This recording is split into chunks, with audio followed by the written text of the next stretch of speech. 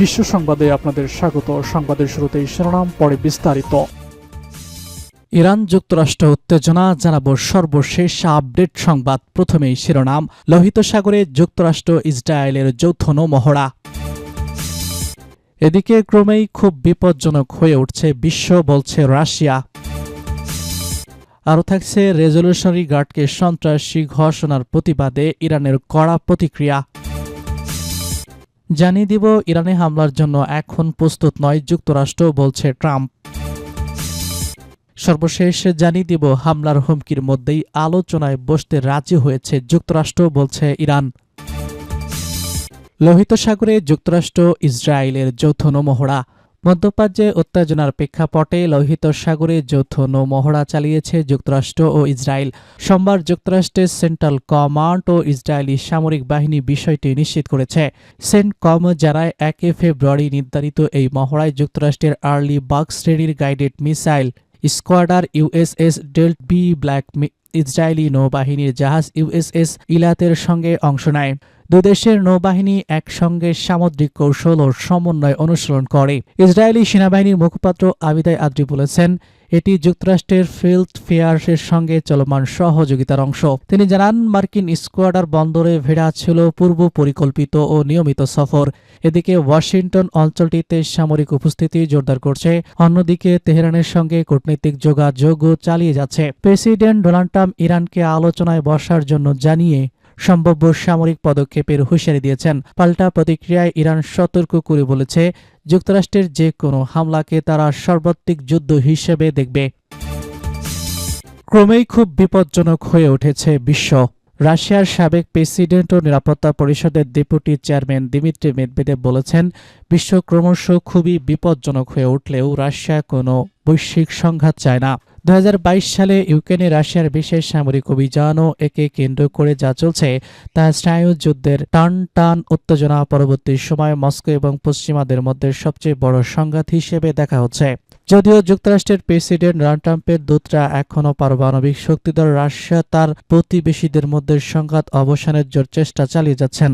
Medvedev এই জন্য ট্রাম্পের প্রশংসা করে বলেছেন, ওয়াশিংটনের সঙ্গে যে সফর যোগাযোগ স্থগিত হয়েছে তা অনুপ্রেরণাদায়ক। রাশিয়ার এই নিরাপত্তা পরিষদ অনেকটা আধুনিকায়নের পলিট ব্যুরোর মতো, যেখানে দেশটির সবচেয়ে প্রভাবশালী কর্মকর্তারা বসেন। কিয়েভও বিভিন্ন পশ্চিমা শক্তির দিক দিয়ে নিয়মিত আক্রমণাত্মক বক্তব্য ছাড়া যুদ্ধের উত্তেজনা পারমাণবিক প্রলয়ের দিকে নিয়ে যেতে পারবে বলে সতর্ক করা মেদভেদেবের অভিযোগ। পশ্চিমারা বারবারই রাশিয়ার স্বার্থকে উপেক্ষা করেছে। তিনি বলেন, পরিস্থিতি খুবই বিপজ্জনক। সহ্য ক্ষমতা ক্রমশ কমছে বলেই মনে করা হচ্ছে। আমরা বৈশ্বিক সংঘাতে আগ্রহী নই, আমরা পাগল নই, কিন্তু বৈশ্বিক সংঘাত উড়িয়ে দেওয়া যাচ্ছে না। মস্কোতে নিজের বাসভবনে বার্তা সংস্থা রয়টার্স, তাস এবং গ্লোবাল নেটওয়ার্ককে দেওয়া এক সাক্ষাৎকারে এমনটাই মেদভেদেভ বলেছেন। রাশিয়ার নীতির ক্ষেত্রে প্রেসিডেন্ট ভ্লাদিমির পুতিনই সাধারণত শেষ কথা বলে থাকেন। এরপরও মেদভেদেবের কথা থেকে রুশ প্রভাবশালী অভিজাতদের মধ্যে কট্টরপন্থী অংশ কি ভাবছে তার আন্দাজ পাওয়া যায় বলে অনেকটা কূটনীতিকরা মনে করছেন। মেদভেদেব যেখানে সাক্ষাৎ দিয়েছিলেন সেখানে ঝোলা এক কার্টুনে সাবেক এক রুশ প্রেসিডেন্টকে ইউরোপীয় নেতার দিকে সাবমেরিন গান ধরে থাকতে দেখা গেছে। কড়া কথা আর হুমকির কথা ক্ষেত্রে সুপরিকল্পিত এই সাবেক আইনজীবী পুতিনের শহর সেন্ট পিটারবার্গেই বেড়ে উঠেছেন। পুতিন এবং ট্রাম্প বরাবরই ইউক্রেন যুদ্ধ বিস্তৃত অঞ্চল জুড়ে ছড়িয়ে পড়তে পারে এমন আশঙ্কার কথা ভাবছেন। তবে ইউরোপীয় কূটনীতিকদের ধারণা, মস্কো খুবই ক্ষমতার সঙ্গে এই উত্তেজনা বাড়ানোর আশঙ্কায় বোর্ড খেলে ইউক্রেনের মিত্রদের যুদ্ধ খুব বেশি সক্রিয় হওয়ার থেকে বিরত রেখেছে। রেজলিউশনারি গার্ডকে সন্ত্রাসী ঘোষণার প্রতিবাদে ইরানের কড়া প্রতিক্রিয়া। ইরানের বিপ্লবী গার্ড বাহিনীকে সন্ত্রাসী সংগঠন হিসেবে তালিকাভুক্ত করেছে ইউরোপীয় ইউনিয়ন।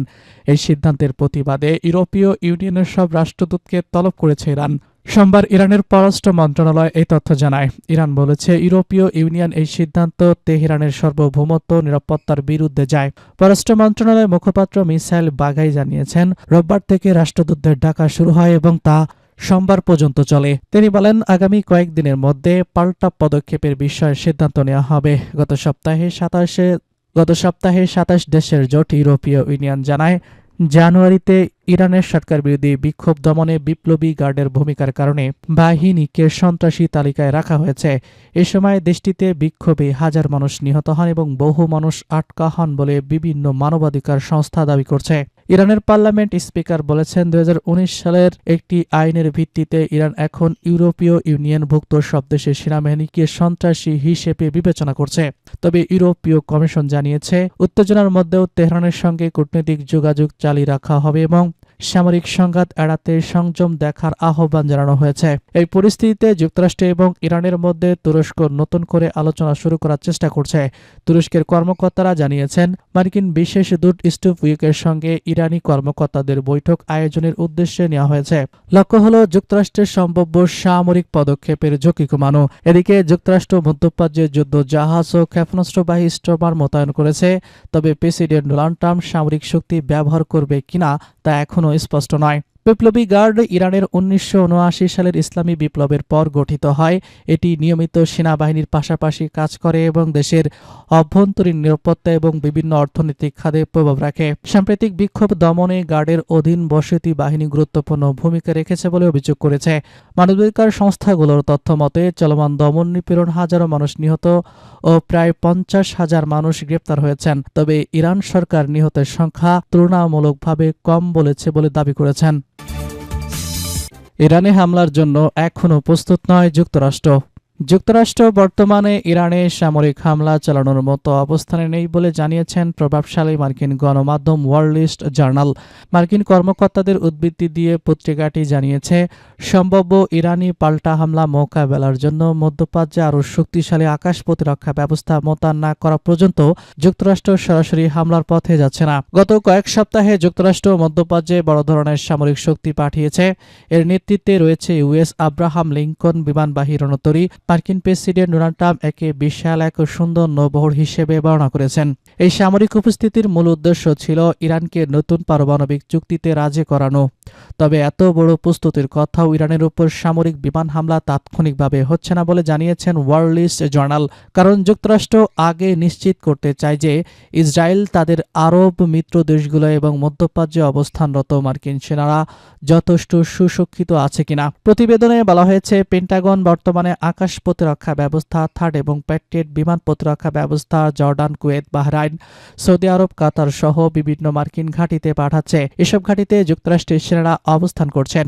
গত জুনে যুক্তরাষ্ট্র ও ইসরায়েল ইরানের পারমাণবিক স্থাপনায় হামলা চালানোর পর তেহরান পাল্টা প্রতিক্রিয়া হিসেবে ইসরায়েলে হামলা করে এবং কাতারে অবস্থানরত মার্কিন আল উদিদ বিমান ঘাঁটিতে ক্ষেপণাস্ত্র নিক্ষেপ করে। তবে ইরান আগেই যুক্তরাষ্ট্রকে সতর্ক করায় ক্ষয়ক্ষতির মাত্রা সীমিত ছিল। এদিকে ইরানের সর্বোচ্চ নেতা আয়াতুল্লাহ আল খামিনি সতর্ক করে বলেছেন যুক্তরাষ্ট্র যদি সামরিক হামলা চালায় তাহলে তার প্রভাব পুরো মধ্যপ্রাচ্য জুড়ে ছড়িয়ে পড়বে। তিনি বলেন তারা যদি এবার যুদ্ধ শুরু করে তবে সেটি হবে একটি আঞ্চলিক যুদ্ধ। খামেনির এই মন্তব্যের জবাবে মার্কিন প্রেসিডেন্ট ডোনাল্ড ট্রাম্প বলেন অবশ্যই তিনি এসব কথা বলবেন, তবে তিনি কূটনৈতিক সমাধানের সম্ভাবনাও উড়িয়ে দেননি। ট্রাম্প বলেছেন আশা করি আমরা একটি চুক্তিতে পৌঁছাতে পারব, যদি না পারি তাহলে দেখা যাবে তিনি ঠিক ছিলেন কিনা। হামলার হুমকির মধ্যেই আলোচনায় বসছে যুক্তরাষ্ট্র ও ইরান। ইরানের সঙ্গে চলমান উত্তেজনা নিরসনের লক্ষ্যে যুক্তরাষ্ট্র ও ইরানের মধ্যে একটি গুরুত্বপূর্ণ বৈঠক ৬ জানুয়ারি তুরস্কে অনুষ্ঠিত হতে যাচ্ছে। এক আরব কূটনীতিক কর্মকর্তার বরাতে বার্তা সংস্থা এপি জানিয়েছে ওই দিন মার্কিন আলোচক দল ও ইরানের জ্যেষ্ঠ কর্মকর্তা বৈঠকে বসতে পারেন। সংবেদনশীল বিষয় হওয়া সংশ্লিষ্ট কর্মকর্তার নাম প্রকাশ না করার সত্ত্বে এই তথ্য জানান। প্রতিবেদনে বলা হয়েছে মিশর, কাতার, তুরস্ক এবং ওমানের মধ্যস্থতা এই সম্ভাব্য বৈঠকের আয়োজন করা হয়েছে। ইরান সম্প্রতি পরমাণু আলোচনা পুনরায় শুরু করার আহ্বান জানিয়েছে। অন্যদিকে যুক্তরাষ্ট্র সতর্ক করেছে কোনো চুক্তিতে না পৌঁছালে তার ফল ভোগ করতে হতে পারে তেহরানকে। গত মাসে ইরানের সরকার বিরোধী বিক্ষোভ দমনকে কেন্দ্র করে যুক্তরাষ্ট্র ইরানের মধ্যে উত্তেজনা তীব্র হয়। ওই বিক্ষোভে ব্যাপক দমন নিপীড়নের অভিযোগ ওঠে। এর জেরে মার্কিন প্রেসিডেন্ট ডোনাল্ড ট্রাম্প ইরানের বিরুদ্ধে সামরিক পদক্ষেপের হুমকি দেন। একই সঙ্গে তিনি মধ্যপ্রাচ্যে একটি বিমানবাহী রণতরী পাঠানোর নির্দেশ দেন। বর্তমানে মধ্যপ্রাচ্যে যুক্তরাষ্ট্রের ৬টি স্কোয়াডার যুদ্ধ জাহাজ, একটি বিমানবাহী রণতরী এবং ৩টি উপকূলীয় যুদ্ধ জাহাজ মোতায়েন রয়েছে। পর্যবেক্ষকদের মতে এতে করে ইউরোপের উপর চাপ বাড়ানোর কৌশল নিয়েছে ওয়াশিংটন।